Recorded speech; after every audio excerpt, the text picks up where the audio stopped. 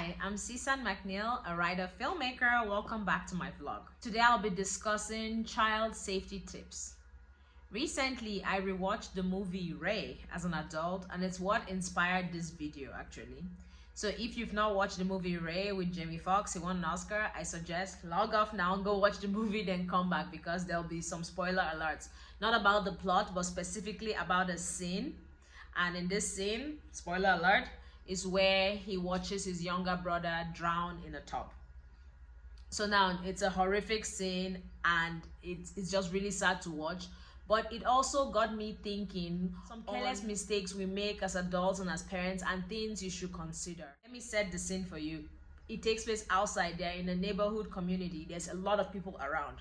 Ray and his brother are playing. The mom, she does laundry for a living, so she had left out a basin of water that was sitting on the table. The younger brother stands on the table. He slips and falls backward into the water. Mind you, the water is not that deep. His legs are dangling out, but somehow he drowns and the older brother is watching. So a lot of things come to mind when you first see the scene.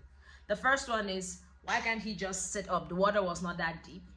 Well, I'm no scientist, but I believe children, especially younger children below 5, can't do that.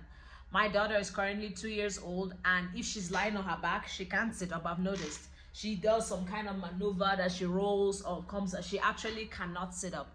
I don't know why, but I think it's just simply because maybe the muscles of their abs are not fully developed. So the reason he couldn't sit up is because he was a child. I know my child can't sit up. Number 2, your next thought is, but it was just a tiny basin of water, how can he drown? Well, did you know that a child can drown in just 5 centimeters of water?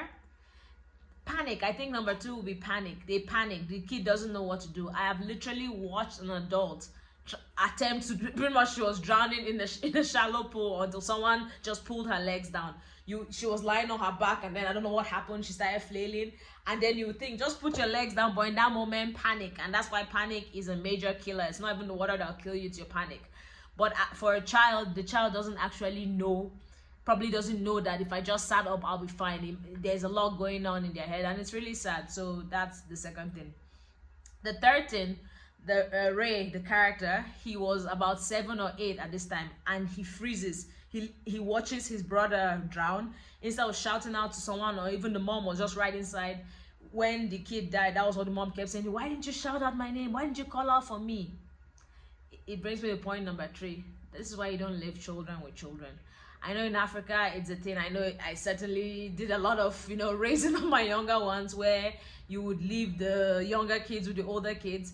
But honestly, if the kids are below 10, even below 12, I say don't do it, because if it's a short-term thing, okay, I'm in the kitchen cooking and you're watching the kid in the living room, that's fine. But to leave the house or to just leave them for a period of time, because no matter how responsible kids are, for instance, my baby brothers stay with me sometimes and they're very responsible. They help me babysit and everything, but at the end of the day, they're still children. A cartoon might come on or some video game and they'll get distracted. We all remember how it was to be a kid. They'll get distracted and they will not mean for it to happen, but accidents is only once. So I say just don't leave children with children. It's not safe at all. Point number 4, you're like, but how can such a heinous thing happen in public? There are so many people around. That's the worst time. I remember recently there was a party at my dad's house and there was a lot of cooking and everything, so I was asked to cook and I said, who will watch my kid? And they're like, oh, there's too many people around, there's too many people. That's when accidents happen, because yes, of course, if an adult sees a child doing something crazy, they will stop them, but what are the chances they will see? Remember, everything is going on, they're all about, there's nobody assigned to that child, so nobody's actually paying specific attention to that child. That's why such a heinous thing can happen in such a public space. I remember the movie Ray is based on real life, so that's what makes it extra sad, because that's actually how his brother died, in such a public way, but no one noticed because that's just the way of things. Everybody's busy their life. No one was assigned to watch that child, and so no one actually saw it happen. Point number 5, not knowing CPR as a parent. So the mom rushes to the scene, pulls the kid out of the water, and then, I don't know, of course, the movie, so I don't know the time lapse, but it looked like he had just been dead for about a minute. And she's crying and holding my baby, and I'm like, no, CPR. So there's plenty courses online, but I suggest that every parent know basic CPR for if your child needs to be resuscitated, if your child is choking, what to do. And remember, it's not what you always see in the movies. It's different from adults, it's different for children, it's different for babies. So I'm CPR certified. I would just give an example, not that this is something you should take, but it's an example. If you're performing CPR on an adult, it's 2 hands. If it's a child below the age of 5,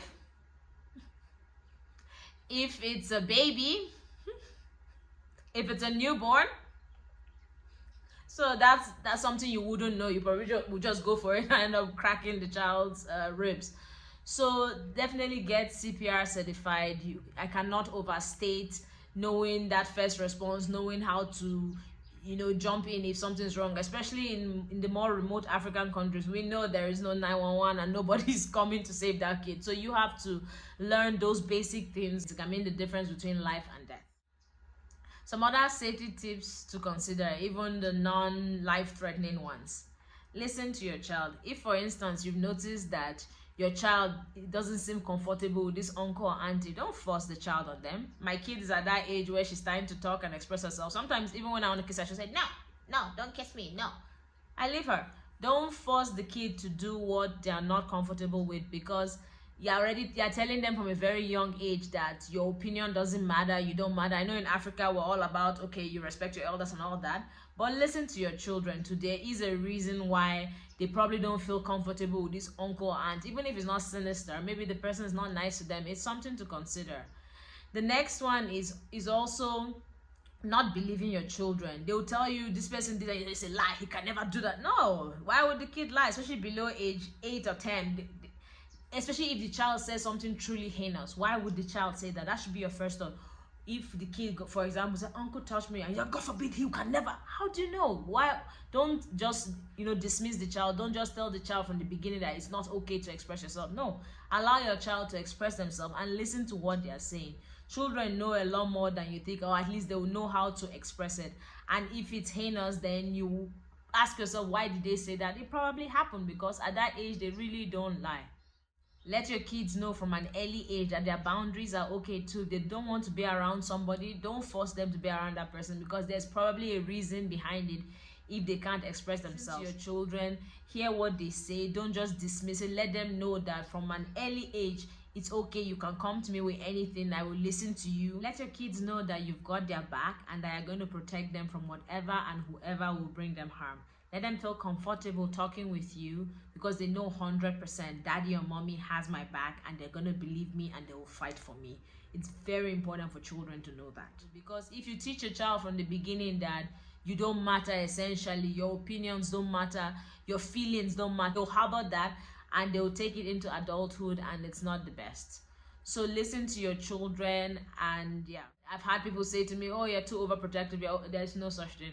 When it comes to children, you cannot be overprotective. There is no such thing. You cannot be too careful, because accidents, it's once and that thing is there for damage and you will regret for the rest of your life, why didn't I just? So instead of being there, just don't. Listen to the kid, watch them, do the most. It's better to be overprotective than underprotective when it comes to children. And lastly, mind who you leave your children with. Even if you feel like you know the person intimately, do you ever know someone? Not to create fear, but it's better to be over suspicious and overprotective than not to be. You just never know who is who. Make sure you know who's watching your children. Make sure you know where they are at all times, and they don't feel comfortable being in someone's house or going somewhere, then don't force them. I understand that we're busy and sometimes we need people to watch them, and that's fine, but just see your children don't lie. If they warm up to someone more than another person, there's definitely a reason. Even if it simply is this person is not as nice to them, well, then why won't you want your children to be with who's nicest to them? So yeah, these are just some safety tips to keep in mind. Child rearing is the hardest thing you will ever have to do, so you cannot be too careful, you cannot be overprotective. Do what needs to be done to protect your children.